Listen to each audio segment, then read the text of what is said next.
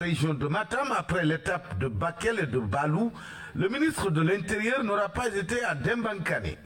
Face aux nombreux dégâts causés par le débordement du fleuve Sénégal suite au lâcher du barrage de Manantali, Jean-Baptiste Tine a préféré consacrer le temps qu'il faut afin de dresser une feuille de route permettant de prendre les dispositions idoines.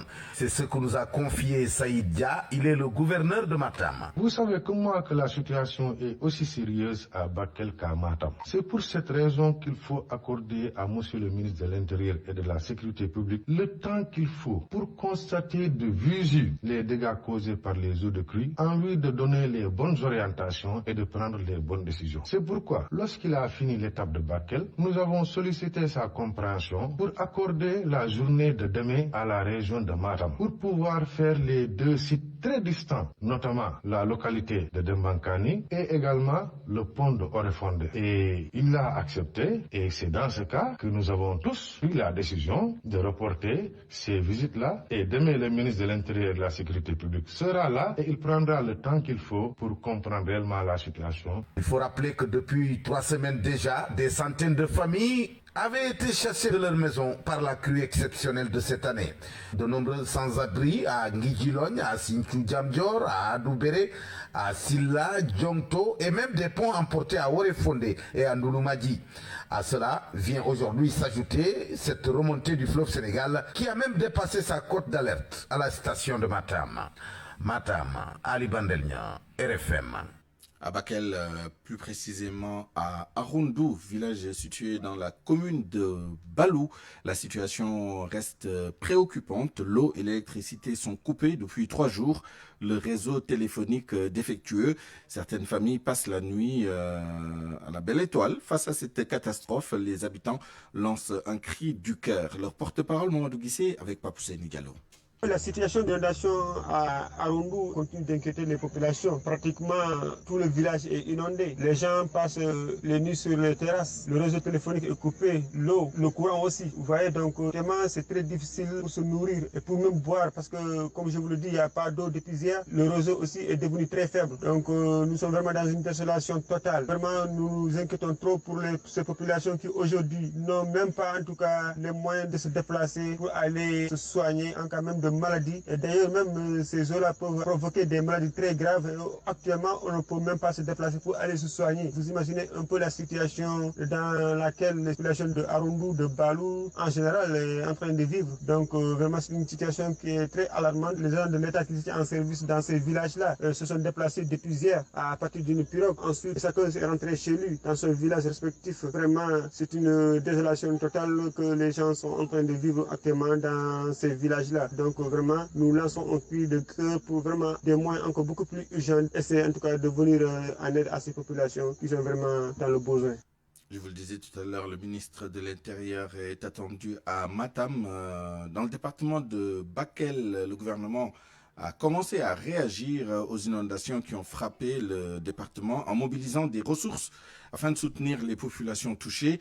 En réponse à cette situation d'urgence, des vivres, du matériel de première nécessité, le tout d'une valeur de 14 millions de francs CFA ont été acheminés au village de Yafera pour aider à la gestion des inondations et à soulager les sinistrés. C'est une forte délégation du ministère de l'Hydraulique et de l'Assainissement, conduite par les directeurs de l'assainissement Omar Sen et de la gestion et de la prévention des inondations. Donc c'est cette délégation qui s'est rendue sur place avec cette aide. Nous y reviendrons dans nos prochaines éditions. Autre secteur touché par ces inondations, c'est l'éducation. Ça démarre très mal pour la rentrée scolaire dans plusieurs localités de Bakel. Déjà pour une vingtaine d'écoles, les établissements sont envahis par les eaux du fleuve et d'autres sont occupés par les familles sinistrées. Une situation inquiétante qui plonge les écoles dans des jours sans cours, de là des risques de retard dans le programme. Koumassanyan Faye.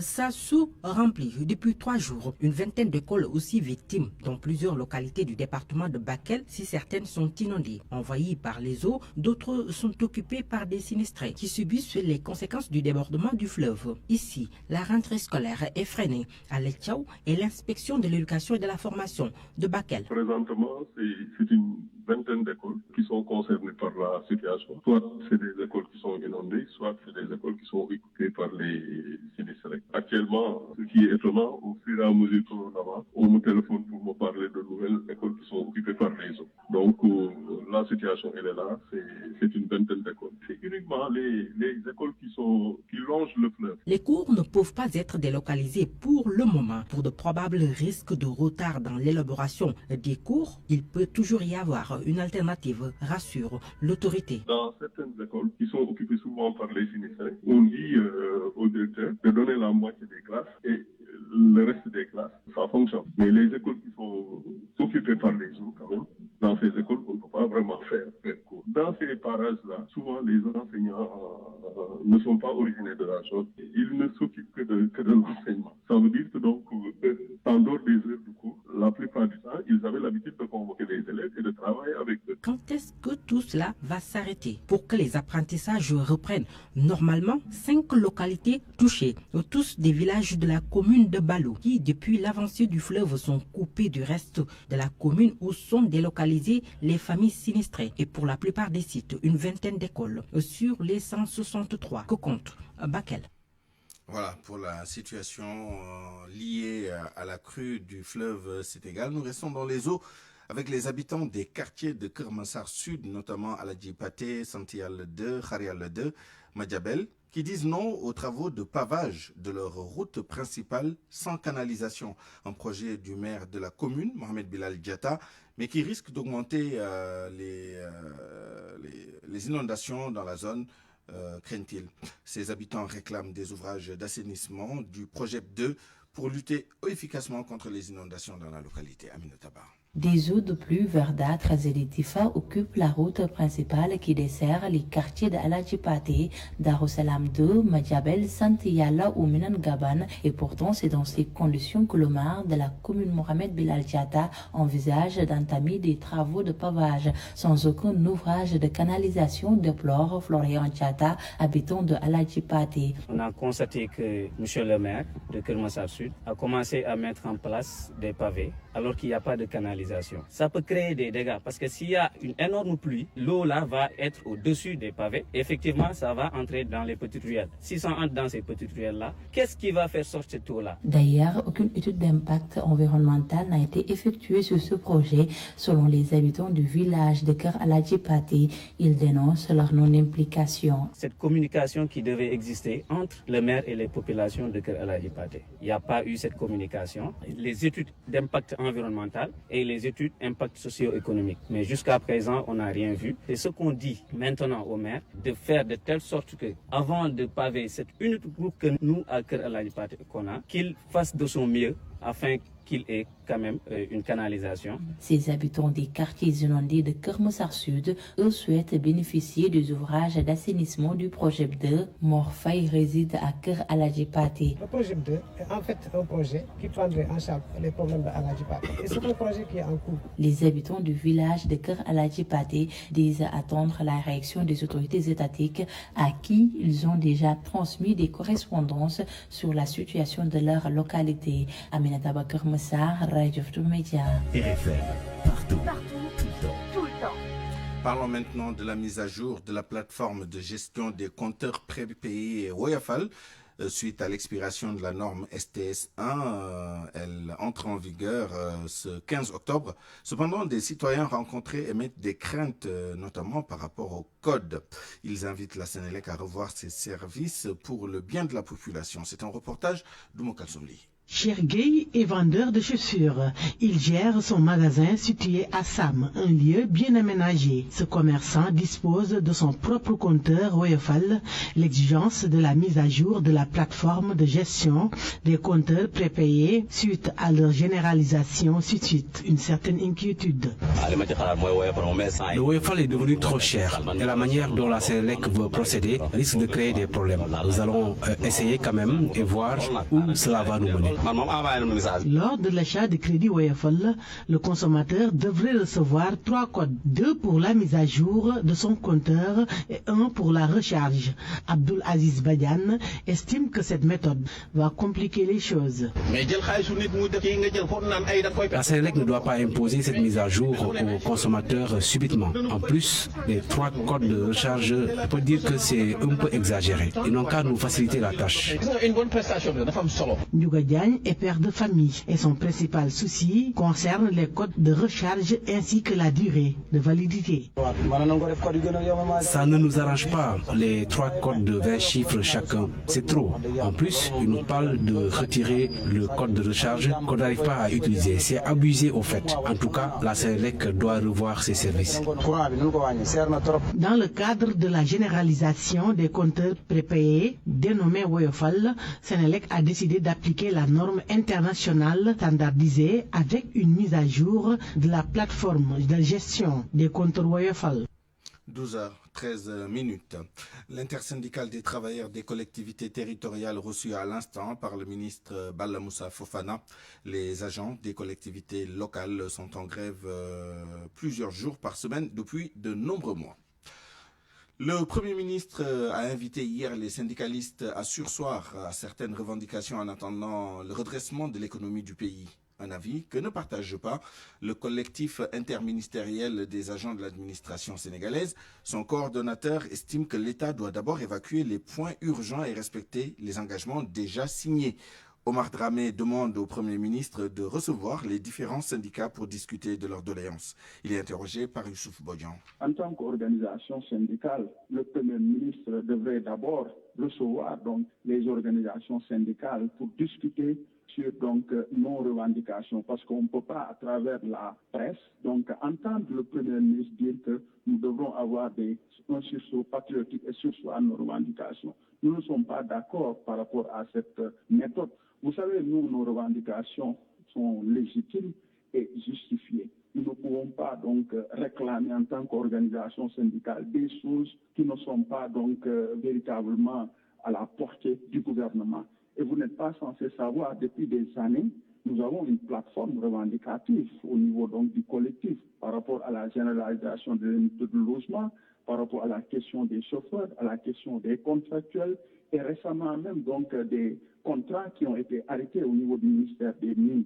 Il faut que le Premier ministre puisse s'asseoir avec les organisations syndicales que nous sommes et discuter, parce que cela ne peut pas être appréhendé pour dire que le pays est en ruine et qu'il n'y a rien et qu'il faut surseoir votre revendication. Nous, on ne procède pas de la sorte. Nous savons pertinemment que le gouvernement, il peut bien faire des actions allant dans le sens de régler nos revendications. Maintenant, on pouvait être d'accord que il pouvait peut-être nous demander de leur laisser un peu de temps, mais vouloir dire qu'on sursoit notre plateforme revendicative parce qu'il y a des difficultés, ça nous ne l'accepterons pas.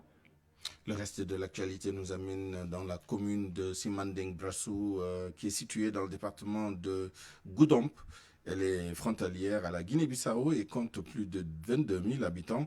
Le seul poste de santé de la localité prend difficilement en charge toutes les populations et celle de la Guinée-Bissau. C'est pourquoi les populations et les autorités locales réclament la construction d'un centre de santé. Bakary Conté. Frontalier à la Guinée-Bissau, la commune de Simbandi Brassou compte plus de 22 000 habitants. Le seul poste de santé de la zone ne peut pas prendre en charge toutes ces populations. Simbandi Brassou réclame un centre de santé. Dr Lamine Koté est le maire de Simbandi Brassou. On est à 22 000 habitants. Pour un seul poste de santé, l'état dans lequel il est, c'est pas terrible, je veux dire. Donc vraiment, une demande très forte, à défaut d'avoir d'autres postes dans la commune, mais vraiment déjà d'avoir un centre de santé. Vraiment, c'est une demande. Nous voulons vraiment un centre de santé à Simbandi. Le poste là, c'est étouffant en fait. C'est étouffant. Il y a beaucoup de monde, il y a beaucoup de sollicitations, beaucoup de patients. Et aussi la particularité, c'est que nous sommes frontaliers à la Guinée. Parfois même, on reçoit des patients qui viennent d'horizons divers. Là, vraiment, c'est une forte doléance. La municipalité vient de renforcer le poste de santé en matériel sanitaire et en médicaments. À mon avis, il va vraiment les les aider. On a vraiment constaté que bon, au niveau du poste, il y a un manque de lits, on manque de certains nombres de matériel. Et aujourd'hui, je crois qu'avec cette dotation, il faut vraiment les aider. Le médecin-chef du district sanitaire de Goudomp, Dr Babacar Valentin Badji, avance que cette dotation va beaucoup aider le poste. Pour le matériel qu'on a reçu aujourd'hui, ce sont des équipements tels que des lits d'hospitalisation, des tensiomètres, des pèse-personnes, mais également des médicaments pour la prise en charge des pathologies. Ces médicaments-là sont issus de l'expression des besoins du personnel sanitaire du poste de Simbandi Brassou. Les populations de Simbandi Brassou dans le département de Goudomp attendent avec impatience l'érection de leur poste de santé en centre de santé et la construction de d'autres postes de santé dans les villages les plus reculés. Bakary Konté, Sédhiou, Radio Futur Média. Cap sur le département de Mbour, village de Nguyen Peul, dans la commune de Nguyen. Le village manque de tout, eau, électricité, marché. Et les routes qui mènent à ce village ne sont pas en bon état. En plus, elles sont coupées et envahies par les eaux de pluie. Une situation qui rend difficile le transport des femmes qui accouchent et qui doivent se rendre à Ndjanda. En plus de ces problèmes, il y a le vol de bétail. Ndeye Matidia. Ce sont les habitants de Nguyen Peul qui appellent à l'aide. Leur village n'a ni eau ni électricité. Ngourndjaï dénonce. Ça c'est honteux. La maison nous a donné 3 poteaux de lampes solaires. Ça on nous déplorons cela. Le Nguyen Peul ne veut pas cela. Nous voulons plus que ça. Ah oui. Oui, nous voulons plus que cela. Qu'est-ce que cela signifie? Ça sert à quoi? Nous voulons de l'électricité. Nous voulons de l'électricité. On arrive également aussi à conserver les aliments.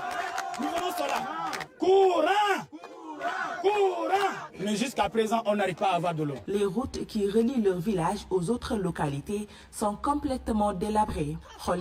La case de santé est là. Tous les malades qu'on a ici, on doit les évacuer à Ndjanda. Avec les lenteurs, ça peut amener vraiment. On est obligé de les amener en charrette à Nguyen Peul. Nous sommes que des cultivateurs, que des éleveurs. Chaque mercredi, il y a le marché hebdomadaire de Nguyen. Mais nous avons mal à évacuer nos produits. Le manque d'électricité a favorisé le vol de bétail dont ils disent être victimes fréquemment. Nous vivons dans l'insécurité. Le vol de bétail nous fatigue à cause de manque d'électricité. À Nguyen Peul, la seule école primaire du village qui compte 6 salles de classe est envahie par les eaux de pluie. Au niveau de l'école primaire, l'eau est dedans, jusqu'à présent que je vous parle. Donc vraiment, nous disons à l'État de nous venir en aide, surtout sur la route d'abord. Donc vraiment, nous interpellons le président de la République, nous interpellons même le sous-préfet concernant le vol de bétail. Les femmes de Nguyen Peul veulent aussi des périmètres agricoles aménagés.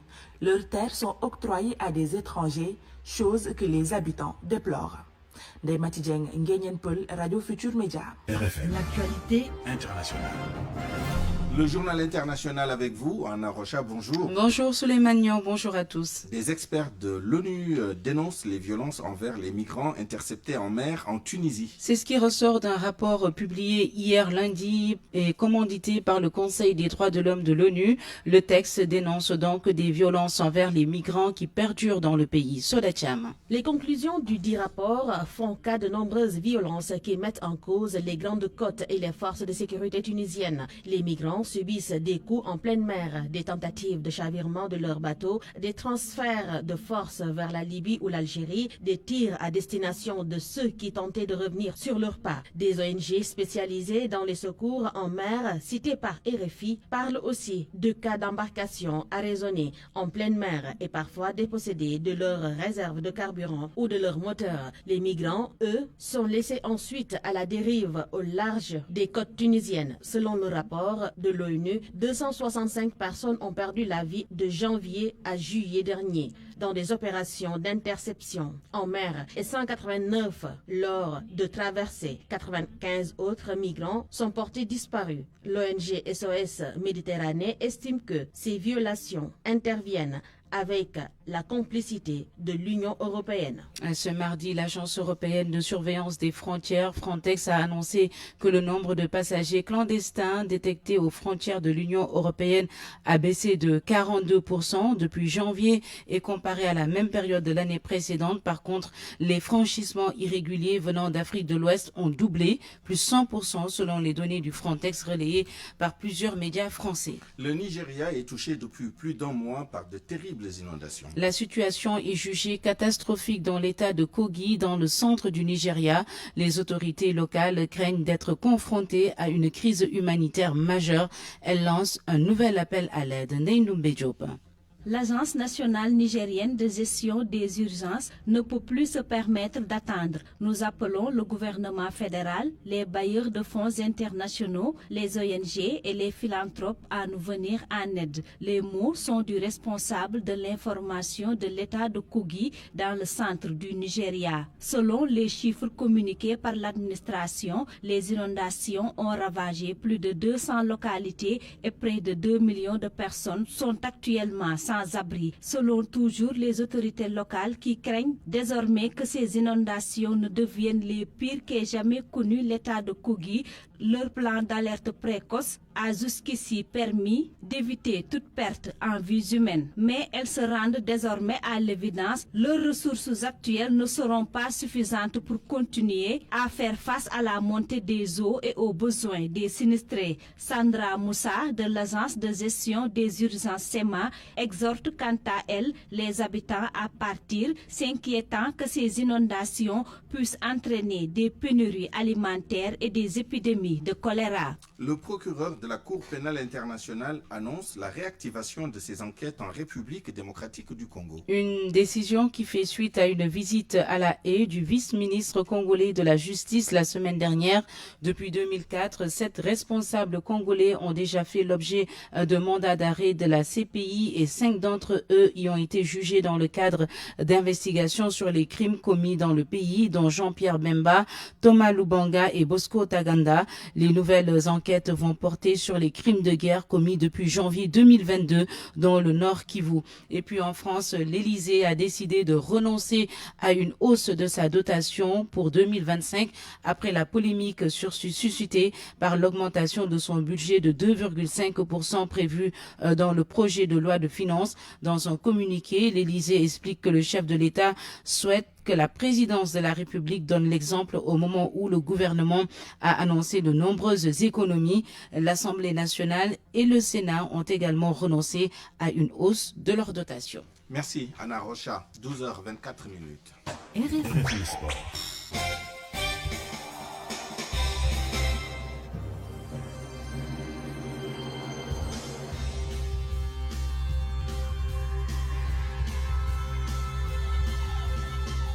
L'actualité des sports, c'est avec vous, Malal Junior Diagne. Bonjour. Bonjour, Suleiman. Objectif, la victoire pour valider la qualification à la CAN 2025 pour les Lions. Et pour ce faire, Pape Thiaw a aligné une équipe avec 5 changements par rapport au dernier 11 qui a joué la première partie de cette double confrontation. Le 11 de départ du Sénégal se présente comme suit. Seni Dieng dans les buts, Koulibaly, Niakhaté et Ladj Malik Diouf. Première utilisation en défense du Sénégal avec Formose Mendy sur les flancs pour compléter cette défense à 4 au milieu de terrain.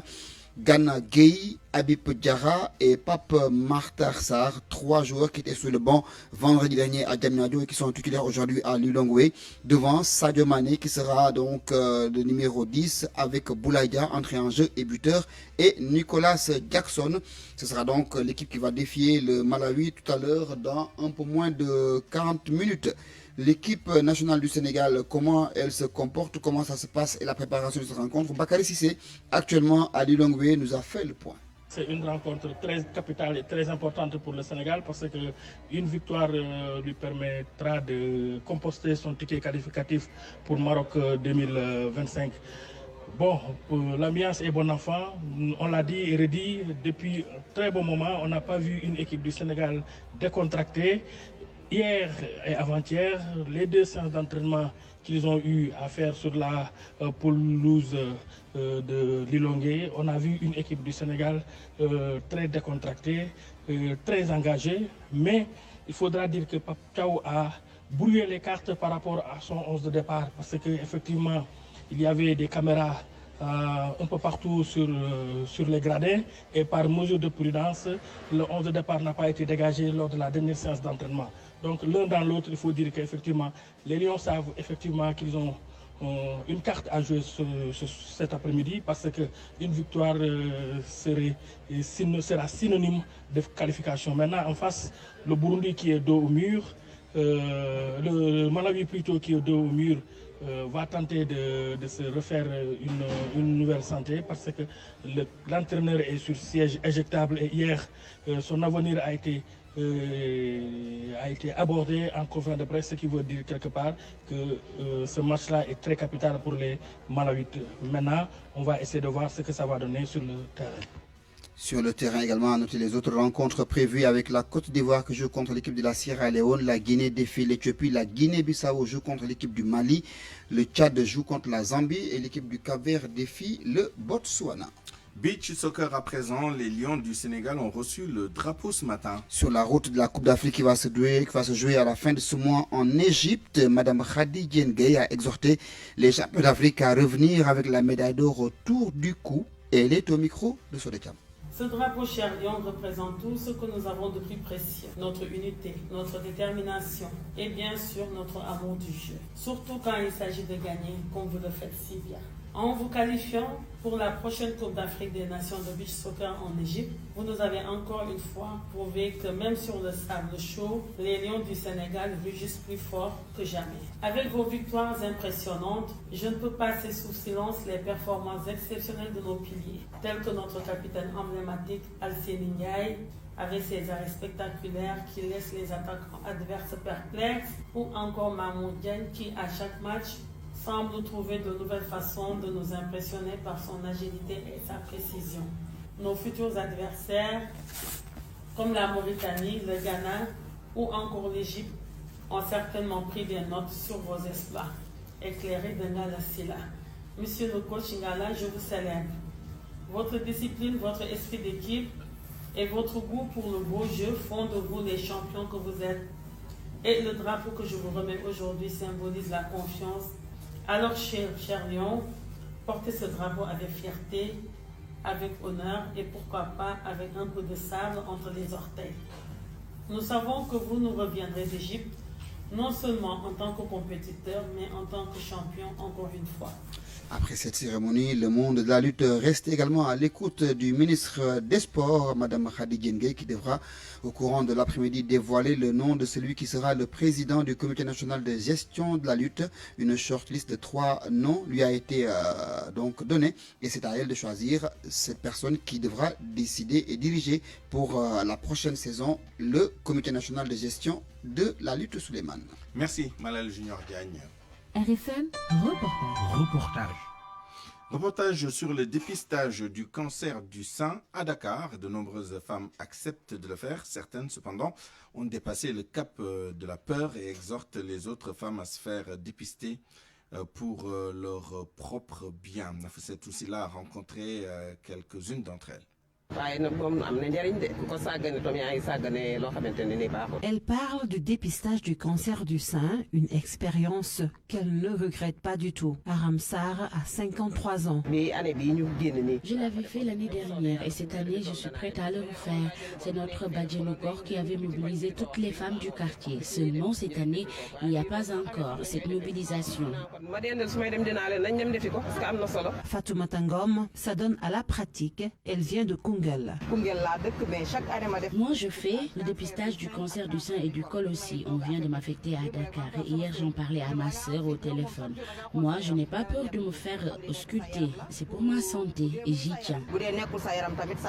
Astumbang, un nom d'emprunt, a 23 ans. Elle a fait le dépistage pour la première fois l'année dernière. Il y avait une camarade de classe qui, sa maman est sage-femme. Elle nous l'avait proposé pour aller se faire dépister. Et nous l'avons fait en groupe. Et alhamdoulilah, nous n'avons rien détecté. J'avais 2 boules au niveau des seins, mais je pensais que c'était dû au cancer, entre guillemets. J'avais juste peur, mais après des enquêtes, j'ai su que c'était probablement sur toutes les filles. Non, il n'y avait rien. Plus de peur que de mal pour elle, et il en est de même pour Madame Kanouté, la trentaine. Mais aujourd'hui, elle est habituée. Ça remonte à 2 ans, mais depuis lors, chaque 1 an, je fais le contrôle. Je le fais tout le temps à Asbef. Donc la première fois que je l'ai fait, donc on m'avait dit que je le fais ça chaque 2 ans, mais pour mesure de beaucoup plus de prudence, j'ai préféré faire chaque 1 an. Non, on n'a rien détecté. J'avais une peur tout au début parce que j'avais des douleurs pelviennes à chaque menstruée, une perturbation sur le cycle menstruel. Mais depuis lors, mon père m'a dit que ce n'est rien par rapport à ce que je doutais, moi, franchement, alhamdoulilah. Je fais des dépistages pour le col et pour le sein chaque année au niveau de ASPEF.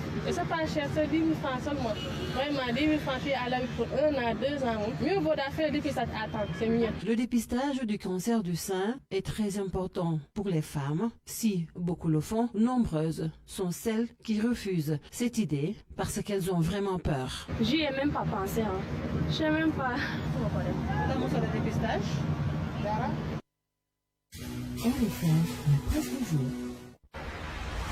Depuis le 1er octobre 2024, seuls les stickers Rapido sont désormais disponibles dans les espaces clients Rapido de Cambérène, Thiaroye et Touglou. Fiable et gratuit, il vous permet de passer plus vite en voie automatique. Optez dès maintenant pour les stickers Rapido et bénéficiez d'une expérience client en tout confort et rapide à chaque passage dans nos voies automatiques. Le stickers Rapido, la solution pour gagner du temps. Stickers Rapido vous offre votre revue de presse. La revue de presse avec Mohamed Ali Mouba. Bonjour. À la une, Ousmane Sonko tient son plan. Vision Sénégal 2050. Sonko et Diomaye dessinent enfin les contours du nouveau référentiel des politiques publiques. Le Sénégal 2050, en résumé, relève le journal, le très officiel, journal Le Soleil. C'est un programme aux objectifs économiques ambitieux. Tripler le revenu par habitant d'ici 2050, assurer une croissance annuelle de plus de 6% en développant, entre autres, des filières compétitives et un secteur privé fort. C'est là quelques-uns des grands axes prioritaires. La vision Sénégal 2050 en chiffres et en lettres, Vox Populi, ambré sur le même ton, Victor Ndiaye, un des pères du projet, sinon même l'architecte principal, décortique l'agenda national de transformation du pays qui s'appuie sur 4 moteurs de croissance. Vox Populi, qui fait focus sur cet ambitieux programme, a recueilli les propos du Premier ministre qui décline la vision en symbole du baobab avec 4 axes stratégiques. Le président défend pour sa part, je cite, une vision endogène, claire, cohérente, ambitieuse et assurée. Enfin, la potion magique, s'exclame du coup Al-Fatri. Peu emballé, pour dire le moins, Bougane Gueye Dany a attaqué le plan. Pour lui, le projet présenté est un faux, du plagiat pur du plan Sénégal émergent. Le projet n'a jamais existé, c'est une supercherie. Le secteur privé attend de voir. Le confrère finit par dire que ça ressemble à un projet de campagne électorale. Grand projet, grande interrogation autour du financement. Où va-t-on trouver les 18 000 milliards de francs CFA? L'opposition, peu convaincue, la société civile doutait aussi. Le confrère a dressé le profil des concepteurs du projet. Victor Ndiaye, le patron de Performance Group. Mon confrère nous dit que Victor est un homme du sérail. Il fait partie de ceux qui ont concocté le plan Sénégal émergent du président Sall. Le journal rappelle l'enthousiasme qu'il avait formé à l'époque autour du plan Sénégal émergent. Le profil aussi de Souleymane Diallo et de Cheikh Modou Thiam, tous les deux fonctionnaires au ministère de l'économie qui avaient travaillé aussi sur le plan Sénégal émergent. Comme quoi, rien de nouveau sous le soleil, indique le confrère, des fauteuils qui ont juste bougé, changement de régime. Dans Tribune, Bougane Gueye Dany va plus loin. Pour lui, c'est l'approche du plan Sénégal émergent, les hommes et les documents du PSE, et de se demander dans la foulée si ce document a été réalisé avec les chiffres du Premier ministre, les chiffres jugés faux et non encore confirmés justement par la Cour des comptes. Boss Bi Le Jour a effectué un reportage dans quelques marchés de la capitale. Le secteur informel entre espoir et prudence. Procurement la Sansal, Sonko et Diomaye demande aux Sénégalais tout simplement de patienter. Encore 25 ans, ça ne fait pas trop sérieux. Crue du fleuve Sénégal, plusieurs villages de Bakel noyés dans la peur et l'effroi. L'Obs parle de risques sanitaires énormes. Le paludisme et les maladies diarrhéiques. Le journal relève que le ministre de l'Intérieur a fait le déplacement. Il est attendu à Kédougou. Il invite les populations à la vigilance parce qu'on attend une montée plus importante des eaux. À la une du journal Sourça, la plaidoirie de Cherguien qui a été auditionné hier à la section de recherche de la gendarmerie, auditionné autour du véhicule qui lui a été affecté à l'ONAS par une société privée. Le confrère relève que l'ex-DG de l'ONAS a indiqué aux gendarmes que cette voiture qui fait tant fantasmer entre en droite ligne d'un appui institutionnel en faveur de certaines sociétés nationales par des sociétés privées. Selon lui, certains véhicules dont a bénéficié l'ONAS ces dernières années ont été acquis dans le cadre d'un partenariat public-privé affecté aussi aux différents directeurs. Sur la raison et à motiver la mutation de ce véhicule à son nom, il a expliqué que tout est parti de malentendus au niveau du secrétariat général de l'ONAS où on lui a demandé sa pièce d'identité sans qu'il ne sache réellement pourquoi. Mais dès qu'il a appris que le véhicule a été muté en son nom, il a demandé à ce qu'on le songe, qu'on le mute au nom de l'ONAS avant même que cette affaire n'ait éclaté. Finalement, Cherguien est rentré libre au terme terme de son interrogatoire qui s'est passé dans d'excellentes conditions, soutient encore le journal. À la une du journal Direct News, lancement de 2 filiales de la SAPCO, transparence et procédures en question. La SAPCO, qui a récemment lancé 2 nouvelles filiales, a dévoilé un lot de matériel flambant neuf ce week-end sur le parvis du CICAD. Des véhicules et engins de différents types ont été présentés, mais ni le montant de ces acquisitions ni leur mode de financement n'ont été révélés. Le journal relève que cette absence de communication claire, notamment sur les procédures d'acquisition de ces véhicules, rappelle de fâcheux souvenirs des pratiques du régime précédent. Et puis sport pour boucler à la une du journal LAS, qualification CAN 2025, Malawi-Sénégal. Ce mardi, les Lions face aux Flammes pour finir le boulot. Pape Thiaw, le coach des Lions, dit qu'il est un soldat du Sénégal. A retrouvé aussi cette réaction de Namphalis Mendy, le milieu de terrain des Lions du Sénégal. Dans le même journal, il dit c'est à nous de faire le boulot et de le finir en beauté, de se qualifier donc dès aujourd'hui, selon le journal Record. Bonne nuit à tous.